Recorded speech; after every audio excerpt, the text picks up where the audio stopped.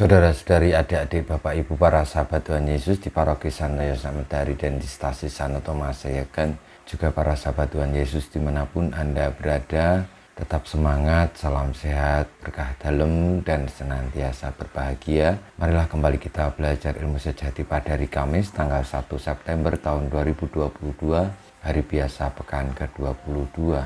Kita mengawali belajar ilmu sejati kita dengan berdoa. Dalam nama Bapa, Putra, dan Roh Kudus. Amin.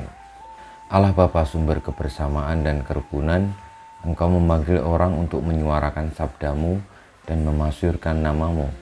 Kami mohon, perkenankanlah kami membangun kerukunan dan kedamaian dalam namamu, berkat Roh Yesus Kristus, Putramu Tuhan kami, yang bersama dengan Dikau dalam persatuan Roh Kudus, hidup dan berkuasa Allah sepanjang segala masa.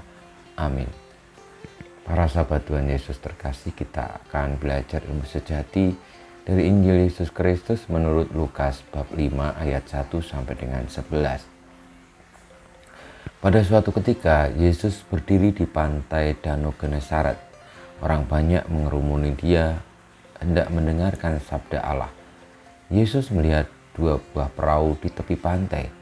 Nelayan-nelayan telah turun dan sedang membasuh jalannya.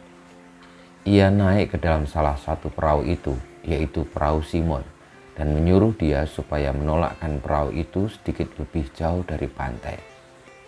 Lalu Yesus duduk dan mengajar orang banyak dari atas perahu. Selesai berbicara, ia berkata kepada Simon, "Bertolaklah ke tempat yang dalam dan tebarkanlah jalanmu untuk menangkap ikan." Simon menjawab, "Guru, telah sepanjang malam kami bekerja keras dan kami tidak menangkap apa-apa. Tetapi atas perintahmu aku akan menebarkan jala juga." Dan setelah mereka melakukannya, mereka menangkap ikan dalam jumlah besar, sehingga jala mereka mulai koyak. Lalu mereka memberi isyarat kepada teman-temannya di perahu yang lain supaya mereka datang membantu. Maka mereka itu datang, lalu mengisi kedua perahu itu dengan ikan hingga hampir tenggelam. Melihat hal itu, Simon tersungkur di depan Yesus dan berkata, "Tuhan, tinggalkanlah aku, karena aku ini orang berdosa." Sebab Simon dan teman-temannya takjub karena banyaknya ikan yang mereka tangkap. Demikian juga Yakobus dan Yohanes, anak-anak Zebedeus yang menjadi teman Simon. Yesus lalu berkata kepada Simon, "Jangan takut, mulai sekarang engkau akan menjala manusia." Dan sesudah menghela perahu-perahunya ke darat, mereka lalu meninggalkan segala sesuatu dan mengikuti Yesus. Demikianlah sabda Tuhan, terpujilah Kristus.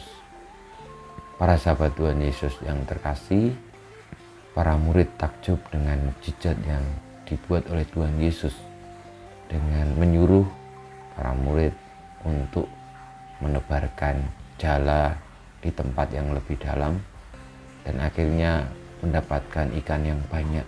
Sementara malam sebelumnya mereka sudah bekerja keras tetapi tidak mendapatkan ikan satupun. Ketika Simon Petrus taat kepada sabda Tuhan, maka ia akan memperoleh berkatnya dan akhirnya mengalami mukjizat keselamatan yang Tuhan wartakan, yang Tuhan buat dan Tuhan berikan. Marilah kita juga seperti Petrus mengikuti sabda Tuhan, percaya kepadanya, sehingga akhirnya kita boleh juga untuk mengalami mukjizat yang Tuhan berikan melalui perjuangan kita di dalam mengikuti kebenaran.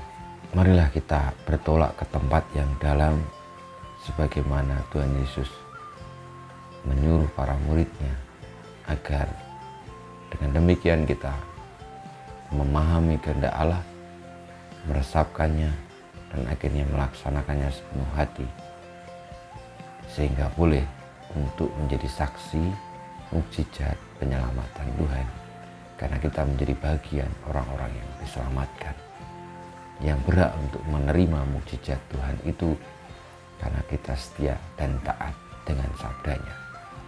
Kita mohon berkat Tuhan, kemuliaan pada Bapa dan Putra dan Roh Kudus, seperti pada permulaan sekarang selalu dan panjang segala abad. Amin. Ya Yesus, jadikanlah hati kami seperti hatimu. Tuhan bersamamu dan bersama rohmu, kita semua di peta perjuangan kita untuk taat setia melaksanakan kehendak Allah, sabda-sabdanya, sehingga akhirnya kita boleh mengalami, menerima mukjizat keselamatan Tuhan, senantiasa dibimbing, dilindungi, diberkati Allah yang Maha Kuasa, Bapa dan Putra dan Roh Kudus. Amin.